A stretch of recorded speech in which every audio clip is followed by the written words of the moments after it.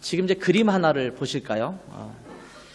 이 어린아이가 밖에서 놀다가 진흙통이가 돼서 돌아왔습니다. 집에는 깨끗한 카펫이 깔려 있습니다. 태피쉬가 아주 깨끗하게 정리되어 있는 그런 집입니다. 이 아이가 집으로 돌아오면 이 카펫이 더 더러워져서 엉망진창이 될 것은 뻔한 일입니다. 그럴 때 여러분은 이 어린아이에게 어떻게 하시겠습니까? 이 몇 가지의 여러분의 선택이 있습니다. 첫 번째, 넌 그런 상태로 여기 들어올 수 없어. 나가. 이렇게 말하는 겁니다. 두 번째는 다 씻고 깨끗한 상태가 아니면 들어올 수 없으니까 다 씻고 들어와. 이렇게 말하는 겁니다. 세 번째는 괜찮아. 그러니까 그냥 들어와도 돼. 상관없어. 우리 카펫 더러워져도 괜찮아. 이렇게 말하는 겁니다.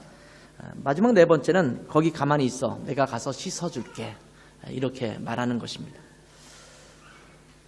여러분은 지금 이 네 가지의 선택 중에 어떤 것을 선택하겠습니까? 진흙텅이가 돼서 들어오면 뻔하게 그 카펫이 다 지저분해질 것이 그런 뻔한 상태 속에서 이 아이에게 여러분은 어떤 선택을 할 것입니까? 이 내용은 도서출판 NCD에서 출간한 1:1 양육교재 셀그룹 커리큘럼 제3권 새로운 삶의 실천에 나오는 그런 내용입니다. 아마 1:1 양육을 교회에서 하시는 분들은 이 내용을 한 번씩 다 다루어 보았을 것입니다.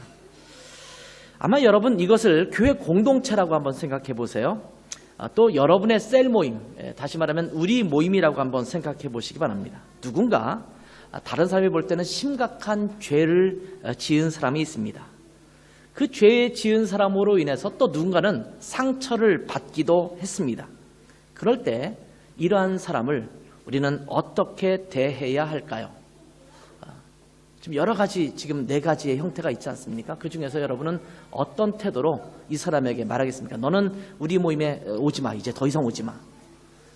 아니면 다 문제 해결하고 들어와. 괜찮아. 우리 너가 죄를 짓든 안 짓든 상관없으니까 같이 그냥 어울려서 지내자. 아니면 거기 가만히 있어. 내가 그 문제 해결해 줄게. 이렇게 해석을 하면 되겠죠. 이 책에서는 몇 가지 더 예를 들고 있습니다. 제가 좀 각색해서 예를 들어보면 이런 예입니다. 우리 모임을 하고 있었습니다. 중간에 티타임을 갖는 시간이 생겼습니다. 근데 어떤 사람이 티타임을 갖다가 와서 자기 가방을 열어보니까 자기 가방 안에 지갑이 없어졌습니다. 티타임 전까지는 분명히 자기 가방 안에 지갑이 있었고 거기에 상당히 많은 돈이 들어 있었습니다. 그런데 티타임을 갖는 동안 그 지갑이 감쪽같이 사라졌습니다. 이 방 안에는 셀 모임을 하는, 우리 모임을 하는 우리원들 외에는 다른 사람이 오간 사람은 아무도 없었습니다. 이 상황에서 우리는 어떻게 해야 될까요? 몇 가지 또 답이 있겠죠. 첫 번째, 이 사실을 당장 알리는 거예요. 여기 도둑이 있는 것 같아요. 나 지갑이 없어졌어요. 이러면서 모든 사람의 소지품을 검사한다. 이것이 이제 첫 번째 우리가 대하는 태도일 수 있겠죠. 두 번째, 조용히 침묵하고 집에 가는 거예요. 그리고 다시는 도둑이 있는 이런 우리 모임에는 가지 않겠다라고 생각하고 우리 모임과 절교를 선언하고 나가는 거예요. 난 이 우리 모임 이제 안 가. 어떻게 이런 우리 모임이 있을 수 있어? 이렇게 생각하는 거예요. 세 번째, 그저 침묵하면서 이 문제를 해결해달라고 하나님 앞에 기도만 한다. 자기 속으로 끙끙 앓면서 하나님 앞에 기도하는 거예요. 네 번째는 셀 리더에게 이 사실을 알리고 어떻게 하면 좋겠는지 상의를 한다. 다섯 번째, 기타 등등. 여러분 나름대로 또 다른 해석이나 또 반응이 있을 수 있겠죠. 사실 이런 문제는 교회 공동체 안에서 종종 일어나는 일이기도 합니다. 그래서 누군가는 상처를 받고 누군가로 인해서 교회 공동체에 함께 하기를 꺼려하는 마음이 들어서 교회를 떠나거나 아니면 교회에 아주 최소한의 활동만 하고 더 깊은 교회 공동체 안으로 들어가지 않거나 때로는 교회를 아예 등지어버리기도 합니다. 그런가 하면 때로는 교회 안에서 이런 문제로 해서 더 큰 갈등을 빚기도 합니다. 그 문제가 표면으로 딱 도출되면서 그 문제로 서로 싸우고 갈등을 일으키는 그런 경우도 생기기도 합니다. 교회 안에는 이러한 문제가 언제나 발생할 수 있는 것이기 때문에 이런 부분에 대해서 우리는 어떠한 태도를 가져야 할 것인가에 대한 성경적 가르침을 우리가 살펴볼 필요가 있다라는 생각을 하게 되었습니다. 교회 안에 어떤 한 지체가 죄를 지었다고 생각해 볼까요? 누가 봐도 명백한 죄를 지었습니다. 그러면 이로 인해서 주변에서는 수군거리게 되어 있습니다. 가십거리가 되기도 하고 또 이러한 문제에 대해서 자기 자신의 견해를 밝히기도 합니다. 그리고 그 형제나 자매에 대해서 이렇게 해야 된다, 저렇게 해야 된다 라고 하면서 나름대로의 해결 방안을 내어놓기도 합니다. 그런데 대부분은 쉬쉬거리면서 그것을 드러내놓고 이야기는 하진 않습니다. 목사에게 찾아와서 이런 문제가 있는데 어떻게 해결하면 좋겠습니까? 라고 말하는 사람도 없고 또 이런 문제가 있을 때 이것을 우리가 좀 다 같이 한번 해결해 봅시다 라고 문제 제기를 공식적으로 하는 사람도 사실은 별로 없습니다. 그냥 여기저기서 수근수근 거리면서 그냥 교회 안에서 여러 가지 술렁이는 일들만 일어날 뿐입니다. 교회 공동체 안에서 벌어지는 명백한 죄에 대한 문제는 문제가 제기되었을 때에 교회 공동체 안에서 그 문제를 치리해야 합니다. 교회 안에서 우리끼리 벌어지는 일들이 있잖아요. 누가 봐도 명백하게 드러난 죄들이 드러나기 시작하면 그 문제는 교회 안에서 이걸 어떻게 해결할지를 고민하고 함께 치리하는 과정을 거쳐가야 합니다. 그래서 적절한 치리 과정이 있어야 되고 명백한 또 문제의 핵심을 밝힐 필요가 있습니다. 피해자가 있고 가해자가 있으면 이 문제를 명백하게 밝히는 것도 중요합니다. 그런데 문제는 교회 밖에서도 일어날 수가 있죠. 우리 교회 성도인데 우리 교회 안에서 일어나는 일이 아니라 개인적으로 그냥 밖에서 일어나는 일들이 있어요. 그런 일들에 대해서 우리는 어떻게 해야 될까요? 아마 이러한 문제 역시 명백한 범죄의 문제에 대해서는 그 자체를 그 사람에 대해서 어떻게 처리해야 될지 아마 다루어야 할지도 모릅니다. 이 부분을 우리가 어떻게 할 것인가를 고민해야 할지도 모릅니다. 그런데 이러한 문제를 다루는 성경의 방법이 몇 군데 등장하고 있는데 그중에 대표적인 말씀 중에 하나는 마태복음 18장의 말씀입니다. 아마 여러분도 많이 봤던 말씀일 겁니다. 15절부터 17절의 말씀을 보면 문제가 발생했을 때 어떤 형제가 또 어떤 자매가 죄를 지었을 때 어떻게 해야 될 것인가를 말씀해주고 있는데 이렇게 말씀합니다. 내 형제가 죄를 범하거든 가서 너와 그 사람과만 상대하여 권고하라. 만일 들으면 내가 내 형제를 얻은 것이요 만일 듣지 않거든 한두 사람을 데리고 가서 두세 증인의 입으로 말마다 확증하게 하라. 만일 그들의 말도 듣지 않거든 교회의 말하고 교회의 말도 듣지 않거든 이방인과 세리와 같이 여기라. 이렇게 말씀하고 있습니다.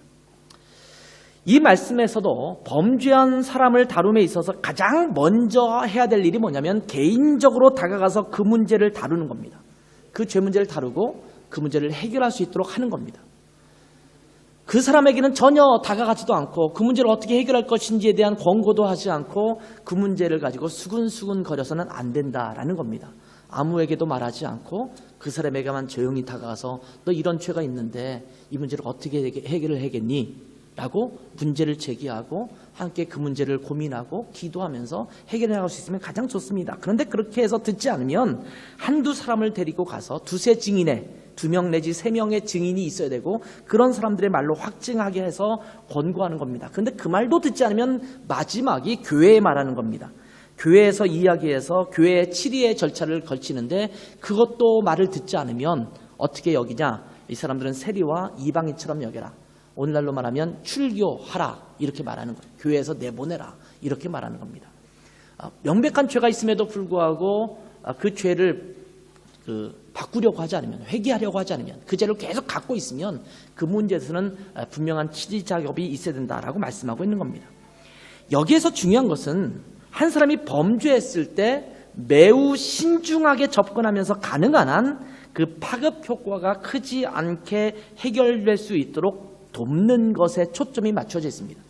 그 사람의 죄를 드러내는 것에 초점이 맞춰져 있지 않고 그 사람의 죄를 어떻게 해결할 것인가에 초점이 맞춰져 있는 것을 볼 수가 있습니다.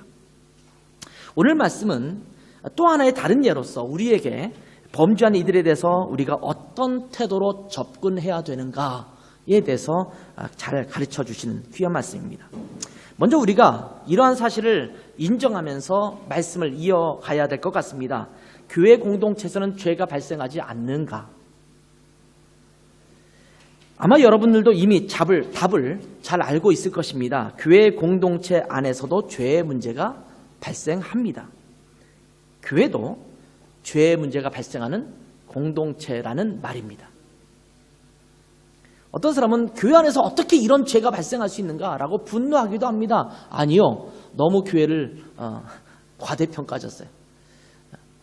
교회는 그러면 안 되는 것이 분명한 공동체인 것은 맞지만, 그러나 우리는 연약한 육신의 몸을 입은 인간이잖아요. 여러분 스스로가 여러분을 잘 알잖아요. 여러분이 연약한 존재인 것을 알잖아요. 연약한 존재들이 모여있는 이 교회 공동체에서 어떻게 죄의 문제가 벌어지지 않을 수가 있겠습니까? 우리 안에는 죄의 문제가 발생할 수 있다는 사실을 우리는 인정할 수 있어야 합니다. 교회 공동체 안에서도 죄의 문제가 발생하고 그 죄 때문에 갈등을 겪고 아픔을 겪습니다. 교회는 예수 그리스도께서 십자가에서 우리의 죄를 대신 담당하심으로 인해서 구원받은 의인으로 삼아진 하나님의 자녀들로 구성된 공동체입니다. 그리스도의 핏값으로 사신바된 공동체입니다. 성경은 교회는 그리스도의 몸이라고 표현하고 있습니다. 그렇기 때문에 교회는 거룩한 공동체입니다. 하나님께서 거룩하다라고 명하셨고 선포하셨습니다.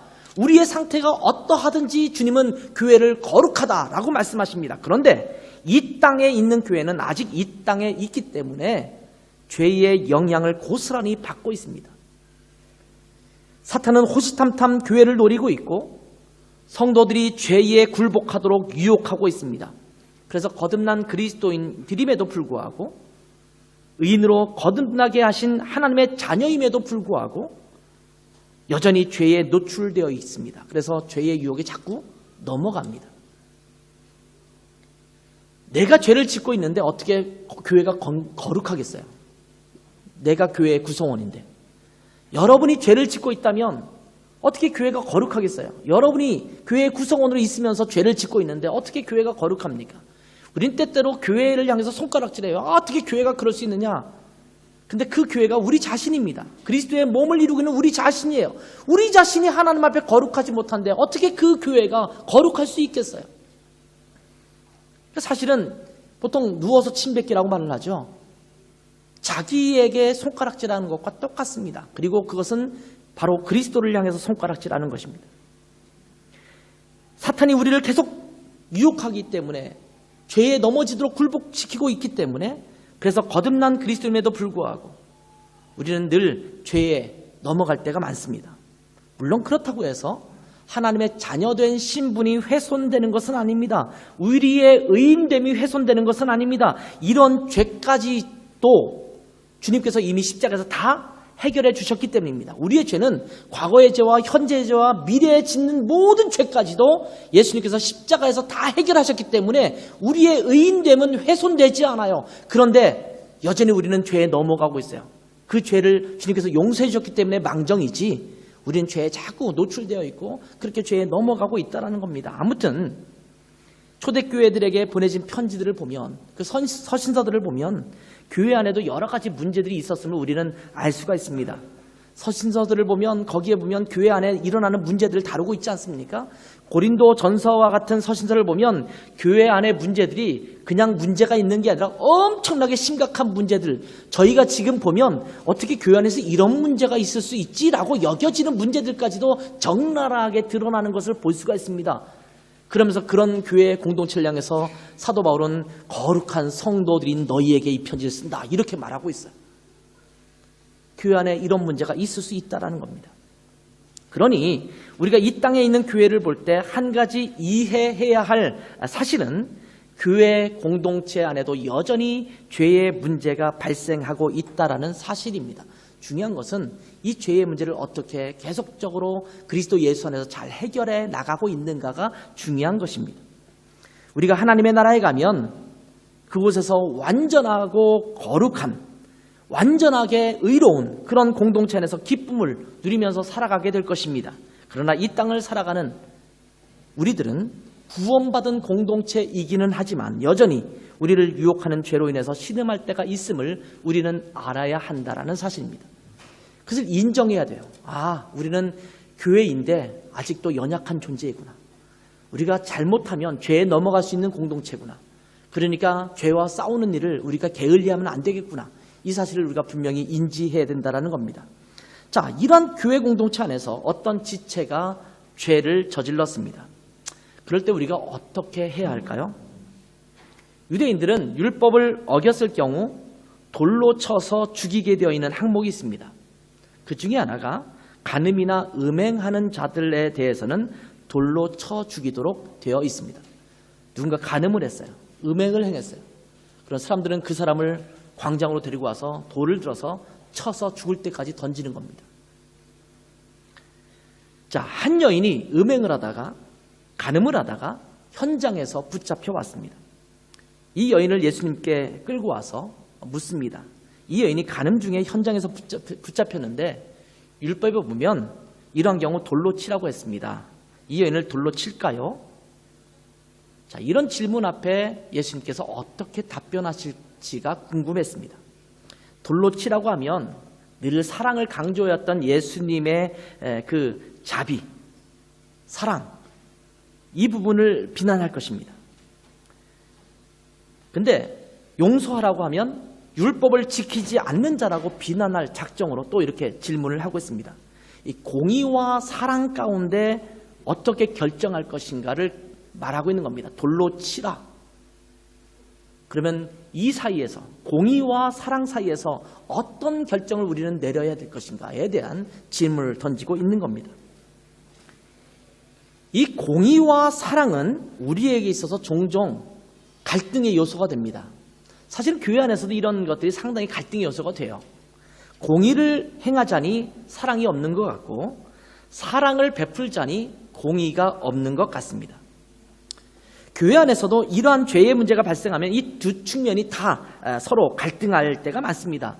이런 말 여러분 많이 들어보셨죠? 그냥 은혜로 넘어가자. 은혜로 넘어가자. 뭐 이런 표현을 많이 쓰잖아요. 그냥 덮고 넘어가자. 무조건 용서해야 되는 것 아니냐. 사랑으로 넘어가자라고 하는 소위 말하는 은혜파, 사랑파가 있습니다. 그래서 어떤 문제가 발생하면 다 용서합시다. 교회 안에서 용서를 해야 되는 것 아니겠습니까? 사랑으로 덮어줘야지요. 은혜로 넘어갑시다. 이러면서 유야무야 그냥 넘어가려고 하는 사람들이 있어요. 그런가 하면 죄의 문제는 반드시 짚고 넘어가야 하고 죄의 대가는 분명히 치러져야 한다라고 하는 공의파가 또는 정의파가 있을 수 있습니다. 그러면서 이 두 파가 서로 갈등을 일으키고 다툼을 일으킬 때가 종종 있습니다. 교회는 이런 문제 때문에 얼마나 많은 다툼이 일어나는지 몰라요.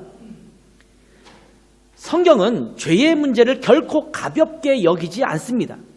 죄를 지은 자는 반드시 심판에 이른다라고 말씀하고 있습니다. 그리고 죄의 대가는 사망이다, 사형이다 라고 단호히 선포하고 있습니다. 성경에서는 죄에 대하여 전혀 자비가 없습니다. 죄의 문제는 반드시 죄로 묻게 되어 있습니다. 100% 의로우신 하나님은 0.001%의 죄도 용납하실 수 없는 완벽하게 의로우신 하나님이시기 때문에 죄를 용납하는 것이 가능하지 않으십니다. 용납하는 순간 100% 의로우신 하나님의 의가 손상되기 때문입니다. 그렇기 때문에 100% 의로우시고 100% 거룩하신 하나님은 죄를 용납할 수 없는 속성을 갖고 계십니다. 그런데 이러한 하나님께서 죄인을 사랑하셨습니다. 더 이상 죄 속에 빠져 있지 말고 죄에서 벗어나 하나님의 의로우심에 이르기를 원하셨습니다. 그래서 하나님께서 고안하신 방법이 뭐냐면 십자가라는 것입니다. 십자가는 하나님의 공의와 하나님의 사랑이 만나는 장소입니다. 이러한 예를 여러분은 아마 어디선가 들어봤을 거예요. 어느 왕국에 공의롭고 자비로운 왕이 있었습니다. 이분은 모든 부분에 공의로우세요. 그런가 하면 정말 자비도 넘치는 분이에요. 자, 공의와 자비가 함께한다는 게 너무 어렵잖아요. 근데 문제가 발생했습니다. 이 왕의 어머니가 국법을 좀 어기는 일이 발생했어요. 근데 어긴 일이 그 몫을 살펴보니까 그런 죄를 지은 사람에게는 곤장 20대를 쳐야 되는 그런 형벌이 주어지게 되어 있었습니다. 그런 일이 발생하자 모든 백성들은 이 왕에게 집중합니다. 야, 이 왕은 공의로우신 왕인데 자기 어머니를 처벌할까? 그렇다면 이 왕은 또 자비로운 왕인데 자기 어머니를 어떻게 처벌하면 안 되는 거 아닌가? 도대체 이 두 사이에서 이 왕은 어떻게 할 것인가? 공의를 행할 것인가? 자비를 행할 것인가? 두 사이에서 어떻게 하는 것이 이 왕이 선택할 것인가? 이것에 대해서 사람들은 집중하기 시작했습니다. 이제 심판하는 판결일이 되었습니다. 이 왕이 어떤 결정을 내릴 것인지에 대해서 모든 사람이 관심을 집중하고 있습니다. 이 왕은 죄를 지은 자기 어머니에게 그 죄값에 해당하는 곤장 20대의 처벌을 내립니다. 지금 그 처벌을 행하라고 이야기합니다. 그래서 그 어머니는 이제 곤장을 막기 위해서 엎드렸지. 형틀에 엎드렸습니다. 아, 이 왕은 공의롭구나. 근데 어떻게 어머니에게 이런 마음을 갖고 있을 때 그 왕이 일어나서 그 어머니 위에 다시 엎드립니다. 그리고 곤장 20대를 치게 합니다.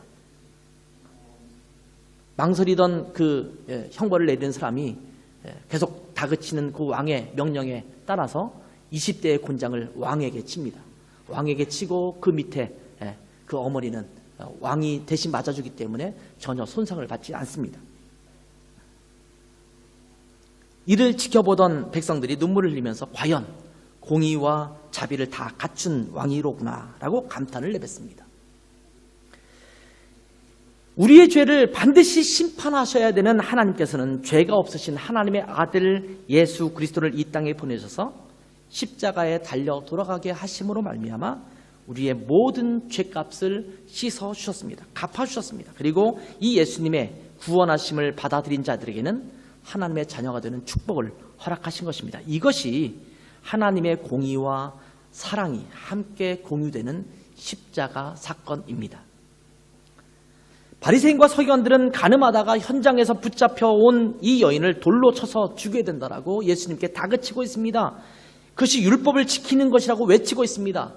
바리새인들과 서기관들은 사실은 이 여인에게 관심이 없습니다. 단지 율법을 지키는 것에만 집중되어 있습니다. 그 당시에 바리새인과 서기관들의 행동을 보면 사람에게 대한 관심이 별로 드러나지 않습니다. 어떤 사람이든 그 사람이 짓고 있는 죄에 대해서 어떻게 처벌할 것인지에 대해서 관심이 있을 뿐이지 그 사람이 어떤 형편에 놓여지는지 그 사람에게 어떻게 해줘야지 그 사람이 회복될 수 있는지에 대해서는 전혀 관심이 없습니다. 바리새인들은 언제나 공의에만 관심이 있었습니다. 율법을 내세워서 자신들의 의를 내세우고 그렇지 못한 사람을 정죄하기에만 바빴다라는 것입니다. 우리가 종종 그러기가 쉽습니다. 사람에게 별로 관심이 없습니다. 그 사람이 어떻게 회복되어야 되는지에 대한 관심이 없어요. 그냥 무차별하게 그 사람에게 비난을 퍼붓기에 바쁩니다. 우리가 범하고 있는 어리석음입니다. 누군가 잘못하면 손가락질 하기에 바쁩니다. 비난하기에 바쁩니다. SNS에 어떤 문제에 대한 기사가 올라오면 순식간에 악플로 가득합니다. 정확한 사실이 어떤지에 대해서 그다지 크게 관심이 없는 것처럼 보입니다. 너나 할 것 없이 비난하기에 바쁩니다. 모두들 손에 돌 하나씩 들고서 내리치기 위해서 준비하고 있습니다. 마치 돌을 한두 덩어리씩 갖고 다니는 사람들 같습니다. 어떤 문제만 발생하기만 해봐라. 내가 이 돌을 들어서 치고야 말 것이다.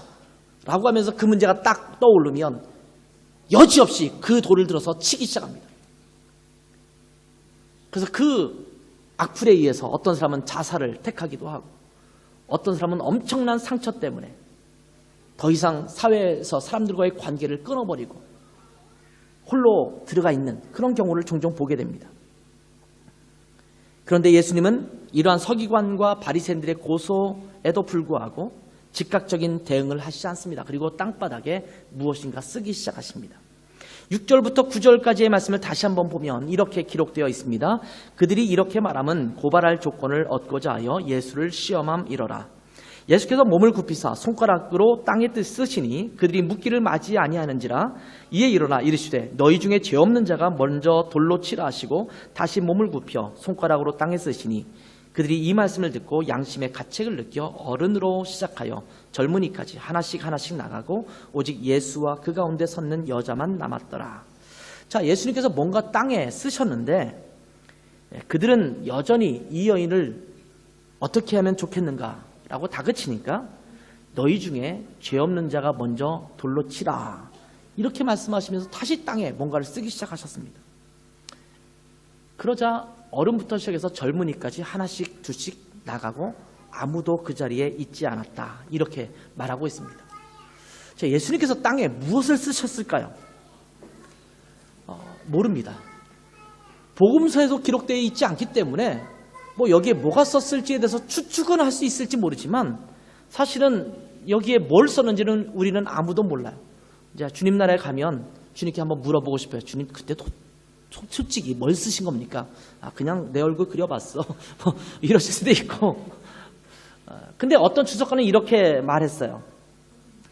돌을 들어서 치려고 하는 사람들의 죄목을 하나씩 썼을 것이다. 그 죄목을 보고 양심의 가책을 받아서 하나씩 둘씩 물러갔을 것이다. 이렇게 말하기도 합니다. 그런데 추측할 수 있는 것일 뿐이지 짐작할 수 있는 것은 아무것도 성경에 드러나지 않습니다.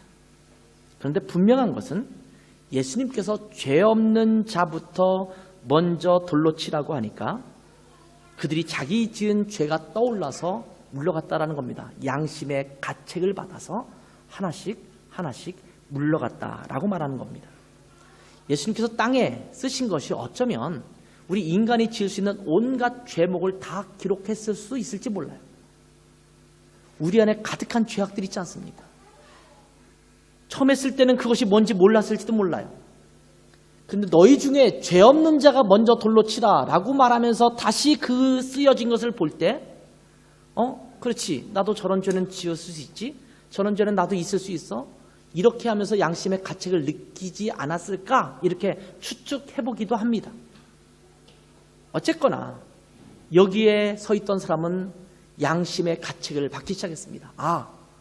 뭐 나도 이 사람 앞에 의인이 아니지. 자기를 돌아보지 않은 상태 속에서 상대방의 죄를 볼 때는 저 사람은 죽어 마땅한 사람이고 비난받아 마땅한 사람이라고 생각될지 모릅니다. 그러나 그 거울에 나를 비춰볼 때는 나도 여전히 죄인이라는 사실을 깨달을 수밖에 없는 연약한 존재인 것을 우리는 발견하게 됩니다. 모든 사람들은 나도 죄인이라는 사실을 인정했습니다. 그래서 그들은 돌을 놓고 하나씩 둘씩 떠나간 것입니다. 아마 나는 죄가 없다라고 스스로 마음에 결정했다면 누구 한 사람이라도 돌을 던지고 갔었겠죠. 어른부터 시작해서 살아온 세월이 많았으니까 얼마나 많은 죄를 지었겠어요. 어른부터 시작해서 하나씩 둘씩 떠나기 시작하면서 다른 사람들도 그렇지, 저 사람이 저렇게 떠난다면 뭐 나라고 별 수 있겠나, 나도 죄인이지 라고 말하면서 떠났을 가능성도 큽니다. 예수님께서 별것 아니니까 용서하라고 말씀하신 것이 아닙니다. 주님께서 이렇게 말씀하셨습니다. 죄 없는 자부터 먼저 돌로 치라 라고 말씀했습니다. 무슨 말이냐면 이 여인은 돌을 쳐서 죽이는 그 형벌을 받아도 된다라고 인정하신 겁니다. 왜? 간음을 저질렀기 때문에, 음행을 저질렀기 때문에, 율법의 행위로 본다면 이 사람은 돌을 맞아도 마땅한 사람이기 때문에 죄가 없는 사람이 있다면 돌로 치라고 말하는 겁니다. 너희가 죄가 있으니까 돌로 치지 마라고 하는 것이 아니라 죄가 없는 자가 있으면 돌로 쳐도 돼 라고 말씀하고 있는 겁니다. 죄를 인정하신 것입니다. 단지 그 죄를 누가 정죄할 수 있느냐라는 것은 별개의 문제입니다. 우리 모두는 다 죄인입니다. 우리끼리는 그 죄에 대해서 크고 작음을 따질 수 있을지 모릅니다. 살짝 거짓말을 한 것과 남의 물건을 훔친 것과는 그 차이가 있습니다. 음란한 생각을 잠깐 마음에 품는 것과 음행을 행하는 것은 분명히 그 차이가 있을 것입니다. 남을 미워하는 마음을 갖는 것과 남을 때리거나 남을 죽여서 살인하는 것은 분명히 차이가 있을 것입니다. 그런데 우리 하나님 보시기에는 모두가 다 사형에 해당되는 죄라고 말씀하고 있는 겁니다. 그래서 이 죄에 대해서 정죄할 수 있는 분은 오로지 한 분, 하나님밖에 없습니다. 우리는 정죄할 수 있는 자격이 없어요. 정죄는 누가 할 수 있느냐? 죄가 없으신 100% 의로우신 공의로우신 하나님만 정죄하실 수 있는 분입니다. 우리에게는 정죄할 수 있는 자격을 주시지 않았다라는 겁니다. 우리가 남의 죄를 비난하고 비판하려고 하는 것은 우리가 하나님의 자리에 서서 공의를 행하려고 하는 것과 같습니다. 섣불리 정죄하는 자리에 서지 않기를 바랍니다. 어떻게 저런 죄를 지을 수 있지? 정말 나쁜 사람이네. 저 사람 못됐어 라고 말하면서 그 사람의 죄에 대해서 함부로 이야기하지 않는 여러분 되시기를 바랍니다. 왜냐하면 우리도 스스로 죄인이기 때문입니다. 성경에 보면 1만 달란트 빚진 자와 100데나리온 빚진 자의 비유가 나오는데 여러분 혹시 기억나시나요? 마태복음 18장에 기록되고 있는 비유입니다. 1만 달란트 빚진 자가 다 탕감을 받았습니다. 아마 여러분이 1만 달란트라고 말하면 뭐 10,000유로 정도 생각하기 때문에 그런가 보다라고 착각할 수 있을지 모르지만 그 정도의 금액이 아닙니다. 어마어마한 금액입니다. 그냥 어마어마한 금액이에요. 1데나리온은요. 하루 노동자가 밟는 품삯입니다. 근데 1만 달란트를 빚진 자가 탕감받았는데 100데나리온 빚진 자, 자기에게 빚진 자를 갚으라고 하면서 감옥에 가두는 일이 발생했거든요. 자, 100데나리온이라는 것은 노동자가 100일 동안 일할 수 있는 그런 금액이죠. 3개월 넘게 열심히 일해서 하나도 쓰지 않고 그렇게 모아두어야 합니다. 요즘 하루에 일당이 얼마인지는 모르겠습니다만 대략 7만 원 정도라고 생각합시다. 유럽은 좀 더 비싸니까 10유로 정도, 100유로 정도라고 생각합시다. 그러면 이게 100일 정도 모았으면 한국 돈으로 따지면 700만 원 정도가 되는 금액이고요. 그리고 이 유럽으로 따지면 하루에 100유로씩 벌었다고 치면 10,000유로 정도를 번 것입니다. 그것을 갚지 않았다고 해서 10,000유로 정도 또는 700만 원, 1,000만 원 가까이 되는 돈을 갚지 않았다고 해서 감옥에 가둔 것입니다. 근데 이 사람이 이 탕감받은 금액은 무엇이냐면 1만 달란트입니다. 여러분, 한 달란트는 6,000데나리온입니다. 한 달란트만 해도 6,000데나리온이에요. 그러니까 100데나리온의 몇 배가 되겠어요? 한 달란트만 해도. 근데 이 사람은 1만 달란트를 빚진 거잖아요. 1만 달란트를 아까 말한 것처럼 7만 원 정도 일당으로 따지면요. 제가 이렇게 계산해 보니까 4조 2천억 원입니다. 유럽으로 따지면 60억 유로 정도 됩니다. 그러니까 하루 일당으로 따지면 16만 년을 일해야지 받는 돈이에요. 그러니까 사실은 갚을 수 없는 돈이에요. 이것이 나라와 나라 사이에 어떻게 오가는 뭘로는 될지 모르겠지만 개인이 갚을 수 있는 금액이 안 되는 엄청난 금액이에요. 엄청난 금액을 탕감받았어요. 근데 자기에게 고작 그것에 비하면 껌값도 되지 않을 그런 100데나리온 빚진 자를 갚지 않았다고 감옥에 가두는 일이 발생했기 때문에 다시 1만 달란트를 빚을 주었던 사람이 불러서 다시 갚으라고 요구했던 사건이 마태복음 18장에 등장합니다. 우리 주님은 우리에게 이런 말씀하시고 있습니다. 우리는 주님께 이렇게 탕감받은 자라고 상기시켜주는 겁니다. 너의 죄를 내가 이렇게 탕감했어. 너의 죄를 용서했어. 그런데 어떻게 너는 다른 사람이 지은 죄에 대해서 조금만큼도 용서하지 않으려고 하고 그렇게 상처받는다고 말하고 그것 때문에 다른 사람을 손가락질하고 비난하고 정죄하고 그럴 수가 있느냐라고 말하고 있는 겁니다. 우린 다른 사람의 잘못에 대해서 너무 쉽게 정죄하고 비난합니다. 너무 쉽게 가십거리로 이야기합니다. 너무 쉽게 손가락질합니다. 이게 문제고 저게 문제라면서 사건을 종합하고 분석하면서 전문가인 양 문제를 들춰냅니다. 저는 세월호 사건이 벌어지면서 모두가 해양 전문가인 줄 알았습니다. 구조 전문가인 줄 알았습니다. 잠수 전문가인 줄 알았습니다. 정치적인 사건이 발생되면 모두가 정치학 박사가 되는 양 모든 것을 이야기합니다. 경제적인 문제가 일어나면 모두가 경제학 박사가 되기 시작합니다. 월드컵이 시작되면 모두가 축구 전문가가 되기 시작합니다. 선수에 대해서 한 명씩 한 명씩, 감독에 대해서 한 명씩 분석해가면서 종합해가면서 이것이 잘못됐고 저래서 잘못됐고 이런 전략을 써야 되고, 그런 사람들이 다 감독이 돼야 되는데 안타깝게도 감독은 한 명밖에 못 되니까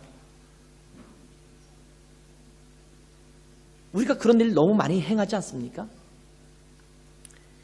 그러면서 우리는 그 사람을 향해서 단죄하기에 바쁩니다. 그러면서 그런 사람은 이런 벌을 받아야 돼, 저런 대가를 치러야 돼 라고 말하면서 그러한 모든 것의 결말까지 정할 때가 많습니다. 아주 능숙한 재판관처럼 행합니다. 이러한 우리의 모습을 조심해야 합니다. 이건 어느 누구를 향한 이야기가 아닙니다. 저를 비롯한 우리 모두를 향한 이야기입니다. 우리 인간은 그러한 성향을 가지고 있습니다.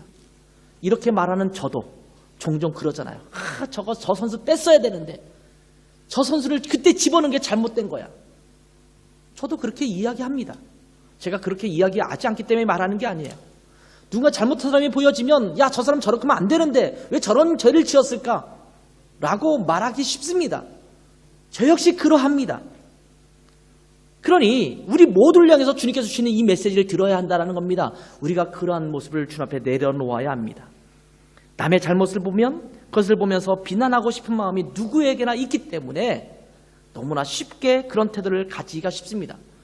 그 쉽지 않은 일이면 굳이 이런 말을 할 필요도 없겠죠. 그런데 너무나 쉬운 일이기 때문에 우리 모두가 다 그렇게 할 수 있는 가능성이 99.99% 있기 때문에 우리가 이 부분을 조심해야 된다라고 말하고 있는 겁니다. 그러니 더욱 조심해야 된다는 겁니다. 누구나 쉽게 그렇게 할 수 있기 때문입니다.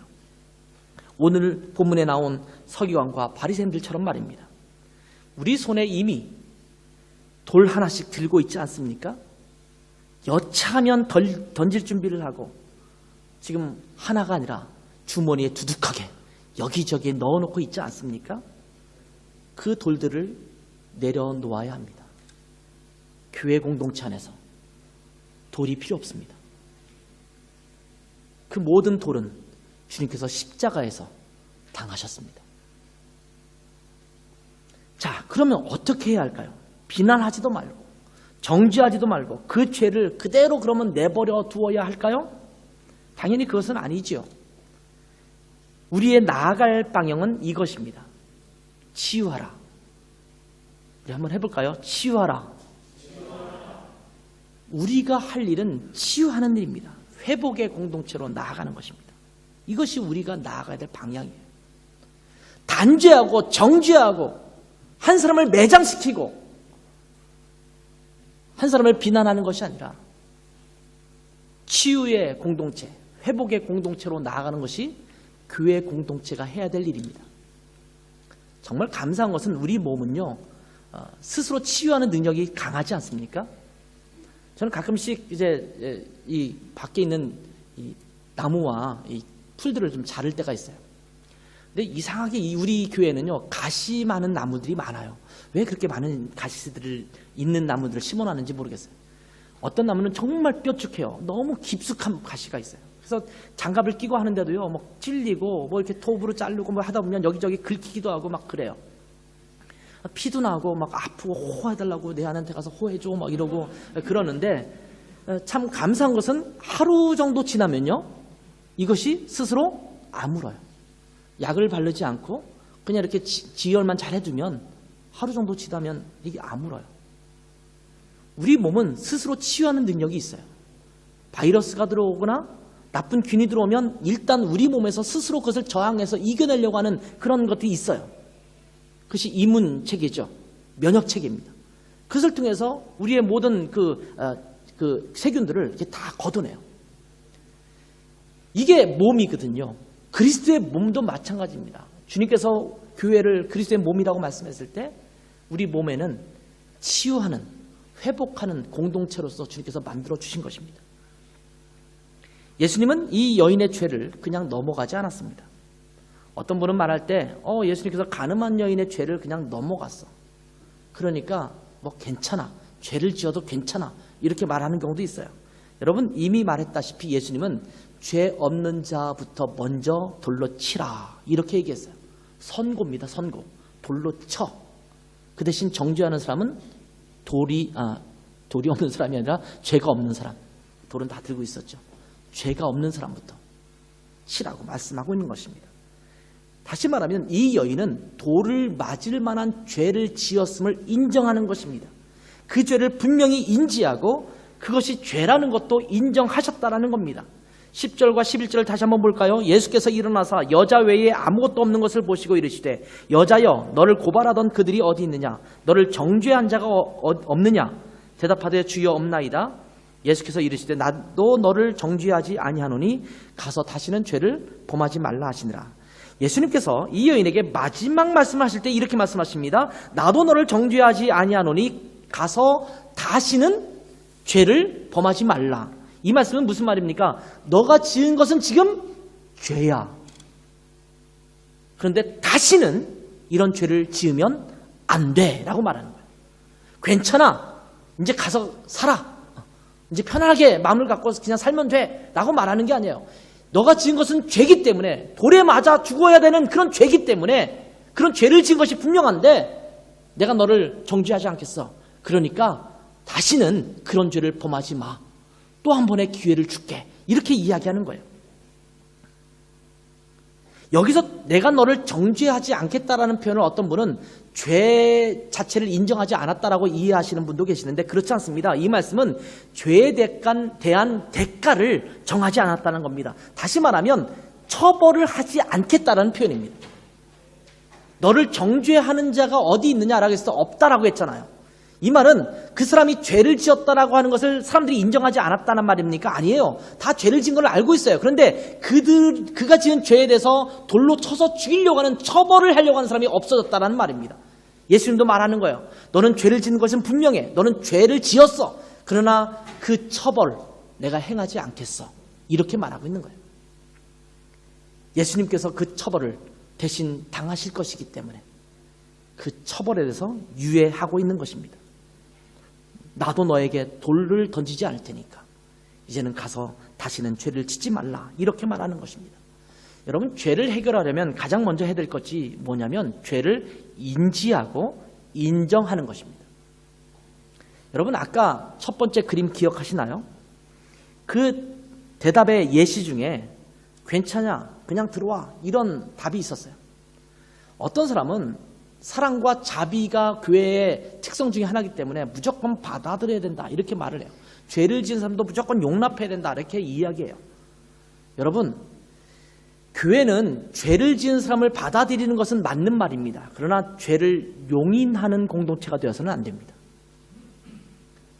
죄는 분명히 죄로 지적해야 돼요. 어떤 사람은 이렇게 말해요. 교회 갔더니 맨날 내가 지은 것이 죄라고 얘기해. 아니, 교회가 우리가 지은 죄를 죄라고 말하지 않으면 누가 죄라고 말하겠어요? 성경이 죄라고 말하는 것들을 교회에서 말하지 않으면, 교회에서 죄라고 가르쳐주지 않으면 누가 그것을 죄라고 이야기해 주겠어요? 죄를 죄라고 얘기하지 않으면 교회가 타락하게 됩니다. 교회가 부패하게 됩니다. 교회가 세속화되기 시작합니다. 죄를 죄로 분명히 인지하는 것이 필요합니다. 그렇기 때문에 교회는 끊임없이 죄를 죄라고 이야기하고 바른 방향이 무엇인지를 이야기할 줄 아는 공동체가 되어야 합니다. 그냥 들어오라고 하면 안 되는 것입니다. 괜찮아, 그 정도는 누구나 지을 수 있는 죄니까 괜찮아, 이렇게 말하는 것이 아닙니다. 죄는 죄로 분명히 인지하고 죄는 죄로 다루어야 합니다. 그렇지 않으면 그 공동체는 죄가 점차 깊이 파고들어서 그 공동체를 파괴하게 될 것입니다. 정말 조심해야 합니다. 죄를 죄로 인식하지 않거나 죄가 있음에도 불구하고 무시하고 넘어가면 마치 건물에 가스가 새고 있어서 경고등이 들어오고 있는데, 경고음이 울리고 있는데 그것을 무시하고 지나가는 것과 똑같은 결과가 벌어지게 될 것입니다. 그렇기 때문에 그 죄의 문제를 해결해야 합니다. 죄를 인지하고 죄의 문제를 해결해야 합니다. 그런데 죄 문제를 해결함에 있어서 어떤 이들처럼 너가 스스로 해결해 라는 태도를 볼 수 있습니다. 아까 그림의 예시 중에 너는 빨리 씻고 와 이렇게 말하는 거죠. 그들이 씻고 올 수 있으면 굳이 그렇게 와서 교회 공동체로 들어오려고 하지 않겠죠. 교회는 의인들만 들어오는 곳이 아닙니다. 요즘 그 동성애 문제에 대해서 한국에서는 또 뭐 한국뿐만 아니죠. 전 세계적으로 뜨거운 이슈를 갖고 있지 않습니까? 동성애자가 교회에 오면 될까요? 안 될까요? 교회에 오는 것을 우리가 받아들여야 될까요? 말아야 될까요? 저는 동성애자가 교회에 오는 것을 받아들여야 된다고 저는 생각합니다. 그렇다고 해서 동성애가 저는 죄가 아니냐? 저는 죄라고 믿습니다. 왜냐하면 성경이 죄라고 선언하고 있기 때문에. 그러나 교회에 와서 동성애자들이 함께 있는 것, 이것을 우리는 막아서는 안 된다고 생각합니다. 만약 그것을 막아야 된다면 완벽하게 깨끗한 의인들만 교회에 모여야 합니다. 거짓말하는 사람들 들어오지 말아야 합니다. 거짓말 문제 다 해결하고 와야 됩니다. 여러분이 누구에게 사기친 게 있으면 그 사기치는 것 다 해결하고 와야 합니다. 누구에게 분노하고 막 분쟁하는 마음이 있으면 그 문제를 해결하고 들어와야 합니다. 근데 우리는 그런 문제 해결하지 못하고 지금 죄인의 모습을 가지고 이 자리에 와서 앉아있지 않습니까? 교회는 모든 사람이 함께 와서 함께 예배하는 공동체가 될 수 있어야 합니다. 마치 건강한 자에게는 의사가 필요 없고 병든 자에게는 의사가 필요하다라고 하는 마태복음 9장 12절 13절 말씀과도 같습니다. 예수님께서 이렇게 말씀하시죠. 건강한 자에게는 의사가 쓸데없고 병든 자에게라야 쓸데있느니라. 너희는 가서 내게 긍휼을 원하고 제사를 원하지 아니하노라 하신 뜻이 무엇인지 배우라. 나는 의인을 부르러 온 것이 아니요 죄인을 부르러 왔노라. 이렇게 말씀하셨습니다. 교회 공동체는 죄인들이 와서 회복되는 공동체가 되어야 합니다.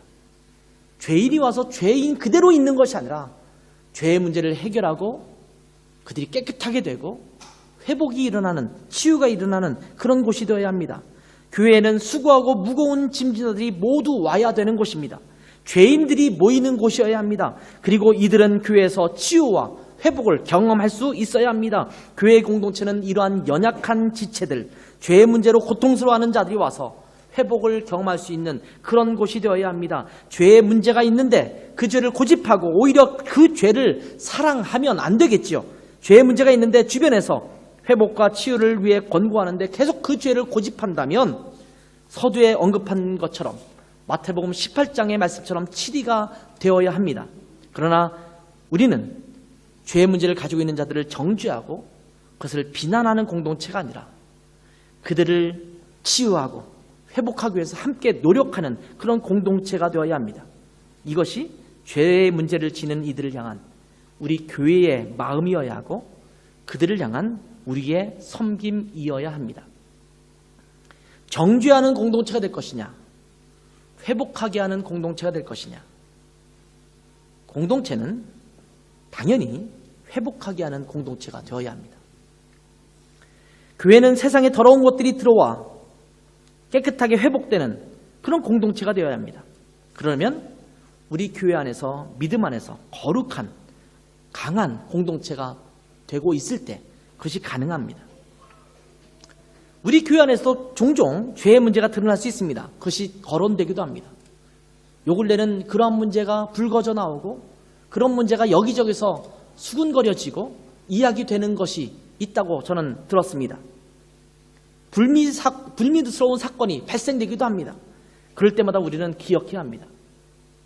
우리 교회 공동체는 그것을 단죄하고 정죄하고 그것을 비난하고 손가락질하고 그것이 아니라 어떻게 하면 치유와 회복을 위해서 함께 나아갈 것인지 함께 고민하고 기도하고 함께 그들을 돕는 자로 우리는 거듭나야 될 줄 믿습니다. 우리 교회 공동체가 그러한 아름다운 공동체로 거듭나기를 주님의 이름으로 축원합니다. 기도하겠습니다.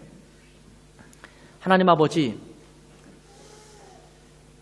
교회 공동체가 세상을 치유하는 공동체가 되게 도와주시고 세상을 회복시키는 공동체가 되게 도와주시고 우리 안에 죄의 문제가 불거져 나올 때마다 그것에 대해서 돌을 들어서 치려고 하는 그러한 태도가 아니라 그들을 보다듬고 그들의 죄 문제를 함께 고민하고 그들이 회복되고 치유되도록 함께 돕는 공동체로 온전히 서게 도와주셔서 하나님 우리 교회로 말미암아 연약한 지체들이 회복이 일어나게 도와주시고 또 세상과 또한 우리 주변에 있는 모든 사람들이 회복되고 치유되는 역사를 경험할 수 있도록 은혜 주시기를 간절히 원합니다.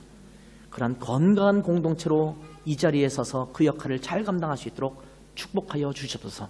감사하며 예수님의 이름으로 기도했습니다. 아멘.